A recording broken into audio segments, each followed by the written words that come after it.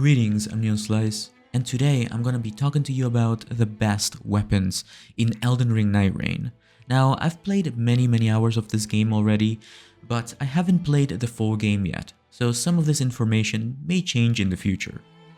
In Elden Ring Nightreign, there's no such thing as the best weapon, just the best weapon for you, for your current playthrough.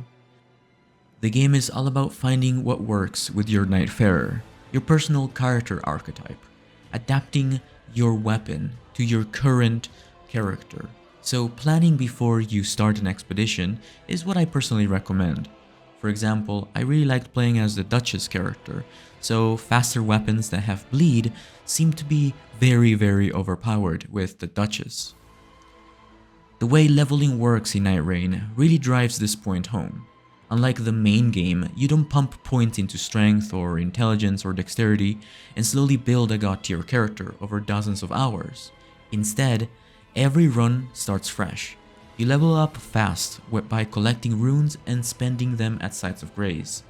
But those upgrades are temporary. Once the run ends, or you die, you're back to square one. That means you can't just build your way into a weapon being good. You've got to find one that clicks with your Nightfarer's strengths right now in this current playthrough. The game is all about finding what works with your Nightfarer, your personal character archetype. Whether you are a sneaky rogue, a magic blasting sorcerer, or a strength build, your weapon should match your playstyle, not some tier list. That's where the real fun kicks in, because there's no permanent character build. Your weapon choice matters a lot in the moment. It needs to feel right and play well with your Nightfarer's natural abilities. Some characters are quick and agile, perfect for dual daggers or curved swords. Others are slower but tankier, and can make great use of a massive hammer or a greatsword. Spellcasters might lean into staves or enchanted blades that help them weave between magic and melee. The best weapon is the one that fits how you want to play during that specific run. If you want to know more about the 8 playable characters in Elden Ring Nightreign, you can check out my Nightfarers video that I created. Check it out, it goes very in depth on every single ability and ultimate. So check it out if you want to know more and plan ahead what builds you want to create for your playthroughs. Now, there is some long-term progression, Relics. These are permanent upgrades you unlock between runs. They give boosts like more bleed damage or stronger spells, or better stamina regen. Depending on what relics you've got, certain weapons might become more appealing to you.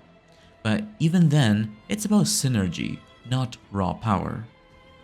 So think of it as permanent rings or talismans that your character can wear. You can find these talismans or relics by just simply playing the game. So forget chasing the meta. Nightreign is built to keep things fresh and experimental. If you try to force a weapon that doesn't suit your Nightfarer, the game will let you know pretty quick. Trust your instincts, experiment, and lean into what feels good for your playstyle, what synergizes with your character's skills and techniques.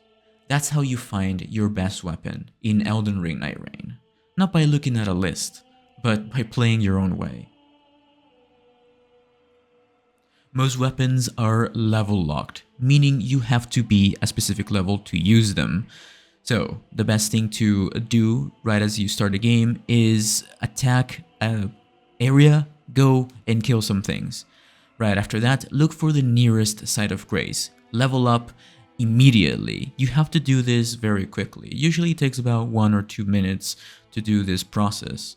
That's my personal experience. So what I would do is immediately drop in where I know there's a lot of enemies, take them all out. Do not fight any bosses just yet. But instead, after you've taken out all the enemies and looted some chests, go to the nearest site of grace, level up, and then you can start taking on some bosses. Because the faster you level up, the better and more accessible loot you will find. Now, having said that, I can certainly recommend you a couple of things that I tried in my 10+ hours of already playing the game.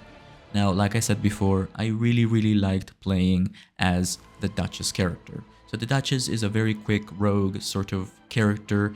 She's very fast. She can synergize her moves with her restage ability, which allows her to rewind time and execute the last few seconds of attacks. So for example, something like a very quick dagger with bleed, or a sword with bleed, or poison, or scarlet rot might be much better for a character such as the Duchess. For a character like Raider, for example, he is the poise/strength character. But don't let that fool you. That doesn't mean he should only use the big weapons. It just means big weapons will synergize more with this character's abilities. If you don't want to worry too much about thinking about what synergizes well with your character, I believe Wylder is the all-rounder character. If you don't know what to do in the game, or if you don't want to look up what spells you can use or how skills work or anything like that, I recommend jumping in as the Wylder character. He's the jack of all trades. He can master pretty much any build. His abilities synergize with pretty much any weapon, so you don't have to worry too much about what you pick up. But one very important thing to note is that you want to always have all of your weapon slots filled with weapons, even if you're not going to be using them, because if you are holding weapons, weapons often have buffs or benefits that come with them. So it's always good to have a full inventory of weapons, so looting becomes important for this very reason. So sticking to one weapon is not something that I personally recommend in my many hours of gameplay.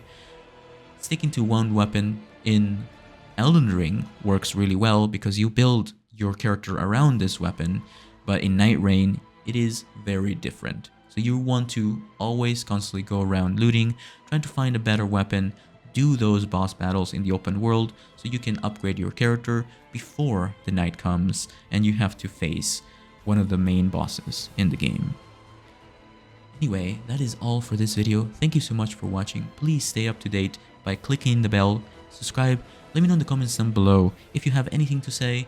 Don't forget to check out my characters video. It goes very in depth on every single character in this game, and stay tuned because I will be playing lots of this game live on stream and in my videos. Stay tuned for more guides, gameplay, and for more games, and I will see you in the next one. Bye bye.